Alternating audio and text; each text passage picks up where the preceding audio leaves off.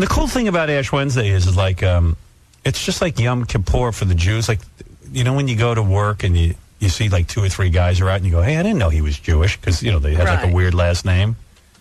Like, you walk down the street, go, I didn't know that guy was Catholic.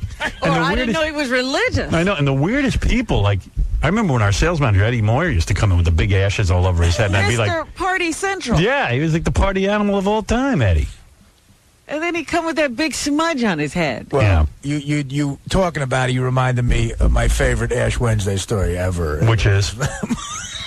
My bookie used to get it, though. Well, you know. But listen, this bookie story is, once a week, we'd go to the McDonald's to meet the middleman and either collect or give him money. Mostly it was giving him money. Me and my buddy would go because we were afraid. Like, we didn't know something would happen, so 2 of us would go. So a couple of weeks leading up to this one time we went, our one friend figured out a way to rip off the bookie. Hockey games, he figured out that every once in a while there was a hockey game that was played in the afternoon, not at night. But all the hockey games just listed in the paper as being that day, like Rangers, Islanders, whatever. Right. And he would put the bets in at 6 o'clock, and the bookie would just see all the games listed. So he figured out a way to bet on 2 hockey games that already happened. Right. Okay? Nice. So he would call. I'll put $10 million on that. Right, so listen, so he called it at 6 o'clock, and he would put in bet, and he was a stupid thief because he bet too much money. Exactly. Yeah. So like 60 times was a big bet for us. He would put in 60-time parlays on the 2 games that happened. He parlayed it to him. Wow. So he'd connect them. So the bookie eventually found out. It goes ballistic. No.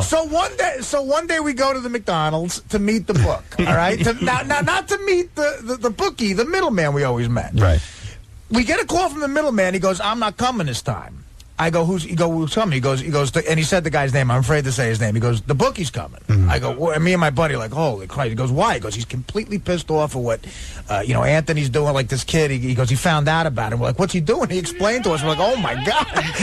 This is after he did it like 4 weeks in a row. So he ripped the guy off for like $3,000. So do it once. We got to go, and we're expecting to pick up all this money for this kid who's ripping him off. And he's like, he's not going to have the money. And he's going to be you're going to get yelled at. Just be prepared to get yelled at. Right. So we don't know. We didn't want to not show up. So we go to the McDonald's, and we never met the guy. He tells us the guy looks like he's like 51 years old. He's overweight. He's bald. He goes, come here, sit down. And we sit in the corner table at McDonald's. We get like quarter pounders with cheese.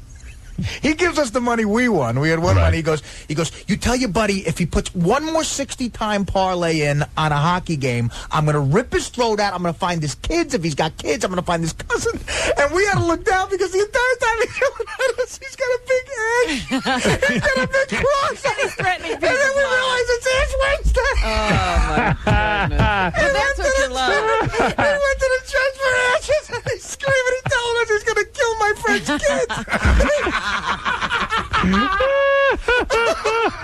said if he puts in one more 60-time parlay, I'm going to kill him. I'm going to kill his mother. I'm going to kill him. And you know, in McDonald's is that big neon light, like it hits you, like we put our head down, we couldn't stop giggling. He's got an enormous ash that he just got.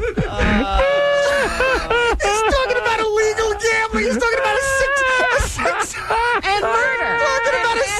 He's talking about a 60-time parlay on hockey game. Religion.